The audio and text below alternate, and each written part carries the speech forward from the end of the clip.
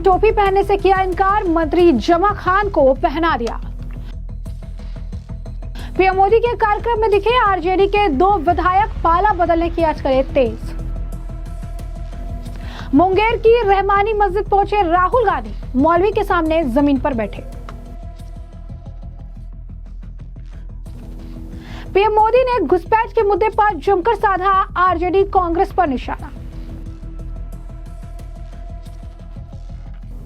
नमस्कार, मैं अंजलि मिश्रा, स्वागत है आप सभी का हमारे चैनल में। मुख्यमंत्री नीतीश कुमार आज मदरसा शिक्षकों को कार्यक्रम में पहुंचे, लेकिन जहां शिक्षकों के एक समूह ने उनका विरोध किया तो वहीं एक और मुंगेर के जमालपुर पहुंचा और इस दौरान राहुल गांधी और तेजस्वी यादव खानकाह रहमानी के मौलाना से मुलाकात करने पहुंचे। करीब 20 मिनट तक ये मुलाकात चली, जिस खानकाह रहमानी जाकर राहुल गांधी और तेजस्वी यादव ने मौलाना से मुलाकात की है, उस खानकाह का लंबा इतिहास है। ये खानकाह 1901 में मौलाना मोहम्मद अली मुंगरी ने स्थापित की थी। तब से वह केंद्र सिर्फ सामाजिक सुधार का ही केंद्र नहीं, बल्कि स्वतंत्रता संग्राम के दौरान स्वतंत्रता सेनानियों का भी केंद्र रहा। साथ ही अब इंजीनियरिंग की खान बन गया है। राहुल गांधी और तेजस्वी यादव ऐसे नेता हैं जो इस खानगाह में गए, बल्कि यहाँ इससे पहले भी आपको बता दें कि महात्मा गांधी, जवाहरलाल नेहरू, अब्दुल कलाम, राजेंद्र प्रसाद और लीडर्स भी आकर रुके हैं। राहुल गांधी के पिता पूर्व राजीव गांधी भी इस खानकाह का दौरा करते हुए नजर आए थे। राहुल गांधी की इस तस्वीर को सोशल मीडिया पर लोगों ने शेयर किया और लोग ये कह रहे हैं कि राहुल गांधी अब चुनाव के चक्कर में, तुष्टीकरण की राजनीति के चक्कर में, वोट बैंक की राजनीति के चक्कर में अब अलग अलग जगहों के भी चक्कर काट रहे हैं। इसके साथ साथ राजीव गांधी की तस्वीर भी साझा की गई। ये कहा गया जैसा बाप वैसा बेटा, और इसी तरीके से लोग जो है इस मामले को लेकर राहुल गांधी को ट्रोल करते नजर आए। इस बीच घुसपैठ का मुद्दा एक बार फिर से गूंजा है। प्रधानमंत्री नरेंद्र मोदी ने बिहार के गया में जनसभा को संबोधित करते हुए देश को घुसपैठ की समस्या का गंभीरता से सामना करने की बात कही है और उन्होंने कहा कि ये बिहार तक अब ये चुनौती पहुंच चुकी है। उन्होंने आरोप लगाया कि अवैध रूप से देश में प्रवेश करने वाले लोग न सिर्फ युवाओं से उनके रोजगार छीन रहे हैं, बल्कि जमीन पर कब्जा कर रहे हैं, आम नागरिकों के अधिकार को भी नुकसान पहुंचा रहे हैं। पीएम मोदी ने मन से कहा कि देश के भीतर ही कुछ राजनीतिक दल ऐसे लोगों का समर्थन कर रहे हैं जो राष्ट्रीय सुरक्षा और जनहित के लिए खतरा है। क्या कुछ कहना है उनका, सुनिए। साथियों, मैंने लाल किले से एक और खतरे की बात की है और ये खतरा बिहार पर भी है। देश में घुसपैठियों की बढ़ती संख्या चिंता का विषय है। बिहार के सीमावर्ती जिलों में तेजी से डेमोग्राफी बदल रही है, इसलिए एनडीए सरकार ने तय किया है कि देश का भविष्य घुसपैठियों को नहीं तय करने देंगे।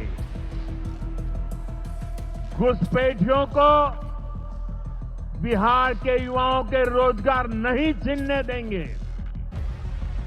जिन सुविधाओं पर भारतीय लोगों का अधिकार है,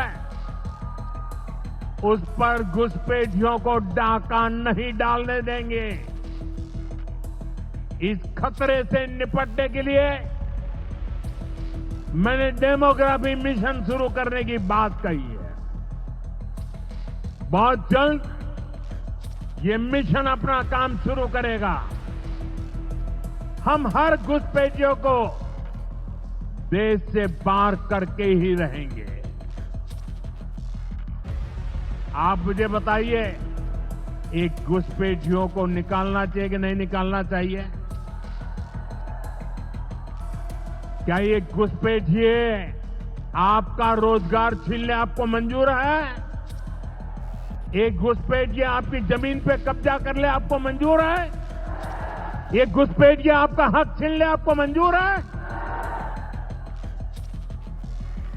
बिहार के आप सभी लोग देश के भीतर बैठे घुसपैठियों के समर्थकों से भी सावधान रहिए। जान जाइए कौन घुसपैठियों के साथ खड़ा है। कांग्रेस और आरजेडी जैसे दल बिहार के लोगों का हक छीनकर घुसपैठियों को देना चाहते हैं। तुष्टीकरण के लिए, वोट बैंक को बढ़ाने के लिए कांग्रेस आरजेडी वाले कुछ भी कर सकते हैं, इतने ही नीचे जा सकते हैं। इसलिए बिहार के लोगों को बहुत सतर्क रहना है। साथियों, हमें हमारे बिहार को कांग्रेस आरजेडी की बुरी नजर से बचाकर रखना है। जैसा कि आपने उनका बयान सुना, उन्होंने कांग्रेस और राष्ट्रीय जनता दल राजद पर हमला बोलते हुए कहा कि ये पार्टियां तुष्टीकरण की राजनीति के तहत बिहार के लोगों के हक को घुसपैठियों को सौंपना चाहती है। प्रधानमंत्री ने बताया कि एनडीए सरकार ने स्पष्ट कर दिया है कि घुसपैठ करने वालों को भारत के नागरिकों के अधिकार पर कब्जा करने नहीं दिया जाएगा। उन्होंने इस दौरान घोषणा भी की। क्या कहा उन्होंने, सुनिए। कांग्रेस आरजेडी घुसपैठियों का समर्थन कर रही है।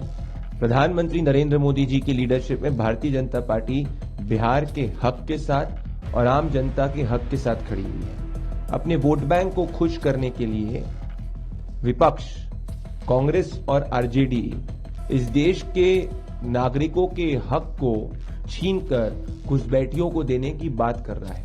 ये हार्ड डेटा और फैक्ट है कि किशनगंज और बाकी सीमांचल के इलाकों के अंदर इस डेमोग्राफी डिस्प्रपोर्शनेटली बदली है। एक समय हुआ करता था जहां हिंदुओं की आबादी 50% से ज्यादा होती थी।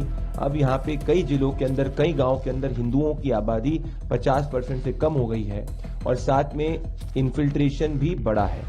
ठीक यही हाल बंगाल के कई जिलों का है, जहाँ पे जो हिंदू मेजॉरिटी हुआ करते थे वहाँ हिंदू अब 20 और 30% हो गए, जैसे मुर्शिदाबाद। और इन सबको संरक्षण देने का काम और इन सब जिलों के अंदर घुसपैठियों को संरक्षण देने का काम कांग्रेस और विपक्ष कर रहा है।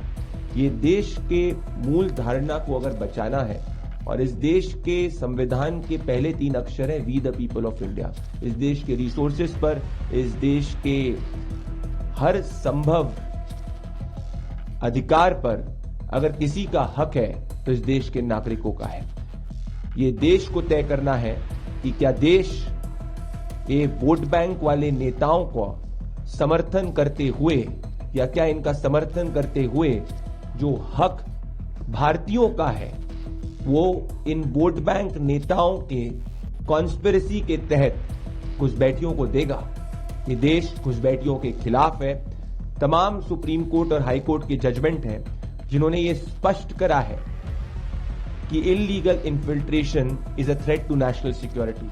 आज पीड़ा की बात यह है कि इस पर सरकार का साथ देने के बजाय आरजेडी और कांग्रेस अपने वोट बैंक को खुश करने के लिए घुसपैठियों का समर्थन कर रही है। हम इस देश के नागरिकों का हक घुसपैठियों को नहीं लेने देंगे। जैसा कि आपने सुना, उन्होंने कहा कि उन्होंने घोषणा की कि सरकार जल्द ही एक डेमोग्राफिक मिशन शुरू करने जा रही है, जिसका उद्देश्य घुसपैठियों को पहचान कर उन्हें देश से बाहर निकालना होगा और एनडीए की सरकार ये कर रहेगी, इसके लिए वो प्रतिबद्ध है। इसी के साथ साथ आपको बता दें कि प्रधानमंत्री नरेंद्र मोदी ने घुसपैठिए पे जो बयान दिया, जो बात उन्होंने बिहार में कही, इस मामले को लेकर बीजेपी के राष्ट्रीय प्रवक्ता प्रदीप भंडारी ने भी उनका समर्थन किया और ये कहा कि पीएम मोदी सही बात बता रही हैं। घुसपैठ का मुद्दा एक सीरियस थ्रेट है, लेकिन कांग्रेस और आरजेडी अपनी राजनीति चमकाने के चक्कर में इसे हमेशा से नजरअंदाज करते रहे। क्या कुछ कहना है प्रदीप भंडारी का भी सुनिए। ऐसे में आपने तमाम बयान सुने और हमने आपको जो पूरा मामला है ये बड़े विस्तार से बताया कि ये पूरा मामला क्या है। उस मामले पर अब आपकी भी जो राय हो हमें कॉमेंट सेक्शन में कॉमेंट करके जरूर से जरूर साझा करिएगा। धन्यवाद।